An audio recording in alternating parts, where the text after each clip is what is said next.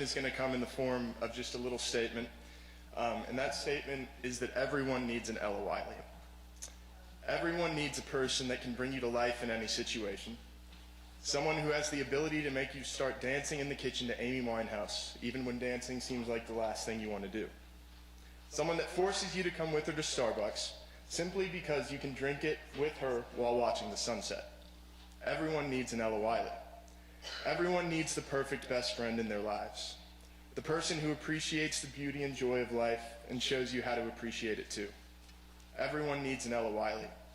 A woman who anyone can talk to about the stresses of life, whose shoulder is always there to cry on, and who wants to hear it all, not just the simple day-to-day of your life, but the stuff that really matters to you, the good stuff. Everyone needs an Ella Wiley. A sister, a dancing partner, a sunset lover, and a best friend. Everyone needs an Ella Wiley. I love my sister to death, and I hope you all listen to the message that she chooses to share with you today.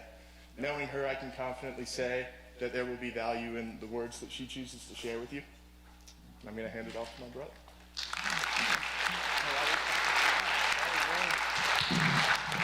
In the short amount of time that I have, I'll tell you about the Ella that I know, which is a true woman of God, who is deeply rooted in her faith, and whose life quietly radiates devotion, service, and profound humility.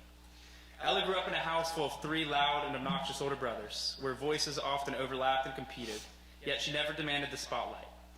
Yet, she has become firm when it matters, hilariously funny in the best moments, and without question, the kindest soul among us.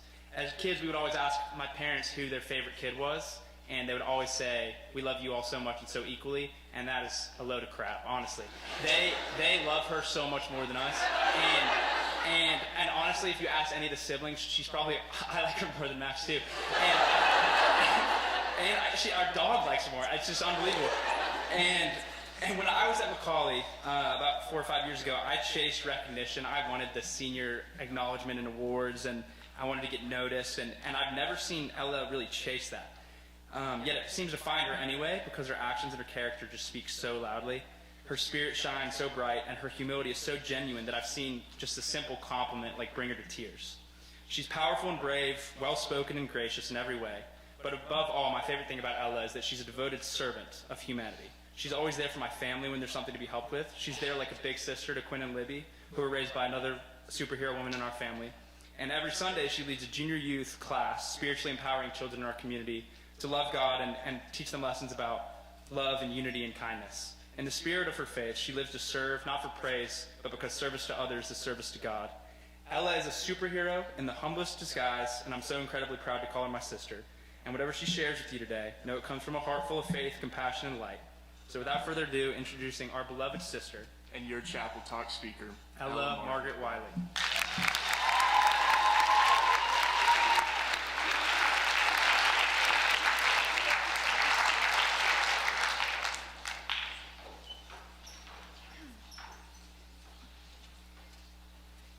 Thank you, Christopher and Max, for that beautiful introduction. I have the best brothers anyone could ever ask for.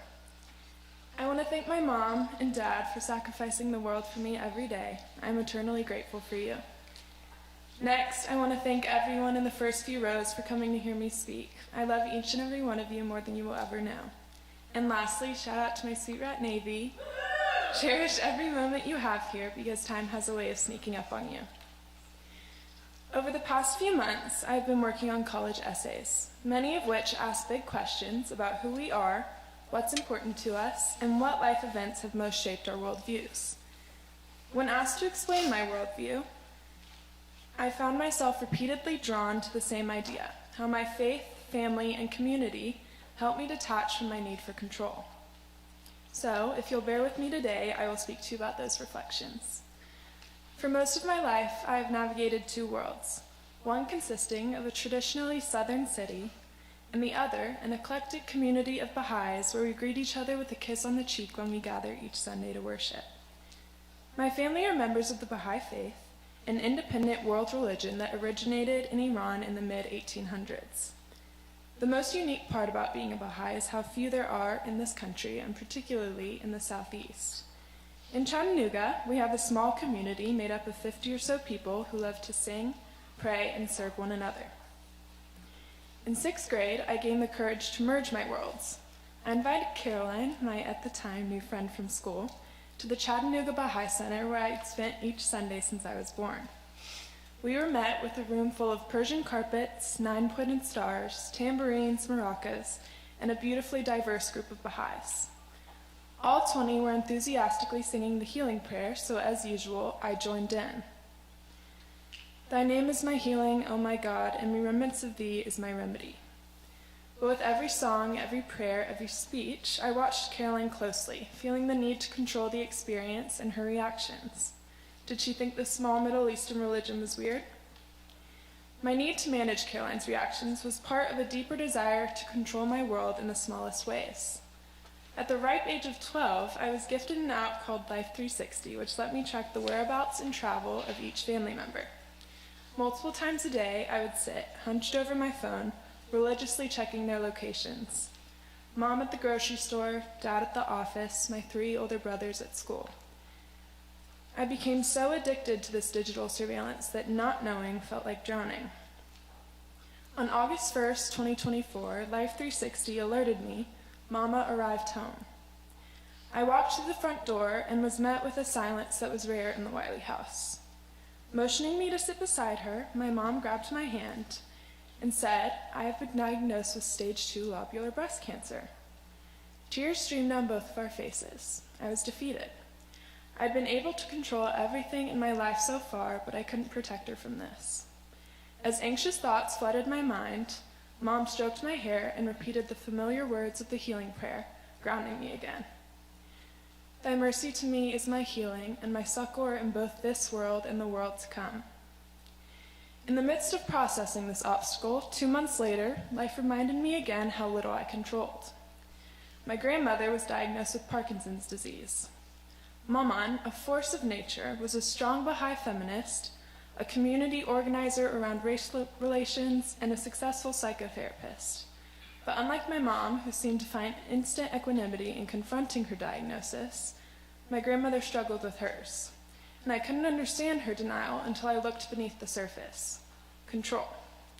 My version of control was obsessively Googling the diagnoses, but Maman's was magical thinking. If she didn't accept it, it wasn't real. I realized that even though our versions of control manifested differently, neither was going to change the realities we faced. Sitting on the blue velvet couch in Maman's house, I was embraced by the warm comfort of Persian carpets and the smell of sadaf tea on the stove. Mom, Maman, and I sat together, reflecting on the changes in our lives. Maman approached her wide array of texts and pulled out a red leather-bound Baha'i book. She began to read a passage from the Baha'i teachings. Put thy trust in God, thy Lord, and surrender to his will with radiant acquiescence. Hearing the woman who once resisted acceptance now speak of surrender, I began to cry. I finally understood that to find true peace and harmony, I had to relinquish control. I did not have the power to cure my mother's cancer or fix my grandmother's Parkinson's. Pain and hardship transformed my perspective on life from believing that I can control everything to trusting that there is purpose even in pain. Today, my mother is a year into her recovery, and I still find myself having to practice acceptance of things that I find unacceptable, with this learned spirit of radiant acquiescence. Opportunities to practice everyday acceptance come in many different forms. From the Starbucks barista adding lemonade in my refresher, to the dirty shoe prints of my little cousins in my newly cleaned car, every day is an opportunity for practice. Last spring, in Terpsichore, I was cast in a professional piece choreographed by Margie Cole. Her movement was wild, unpredictable, and at first uncomfortable. But the more I worked on it, the more I saw its beauty. I didn't have to control every motion or make everything perfect. And after the performance, my parents said this piece was their favorite. So here comes the lesson again.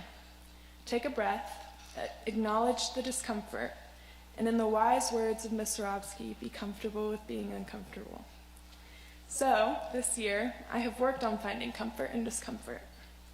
I auditioned for Candlelight with my close friend Lucy and sang a solo for Miss Tusick.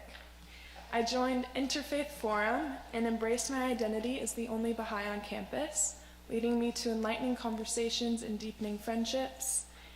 And through these experiences, I am finding my way into unknown landscapes, and I'm realizing that it's not as dangerous as I thought it was. In the short 17 years that I've been alive, I have come to realize that many important lessons are circular. They come back again and again, knocking on our consciousness and asking us to stop and listen. I am sure that as we head off to college or other adventures, we will find ourselves in uncomfortable terrain. New friendships, big career decisions, and continued growing pains. I will try and remember these important lessons at each of these transitions. I am terrified to move on from what I know and pursue a college away from the girls who have become my family over the last 7 years. But I know deep in my heart that we will all be okay. Because when the world feels unpredictable, when challenges occur and the future is not clear, what steadies us isn't our grip on things, it's our grip on each other. That strength and support comes from the bonds we share and the care we offer one another.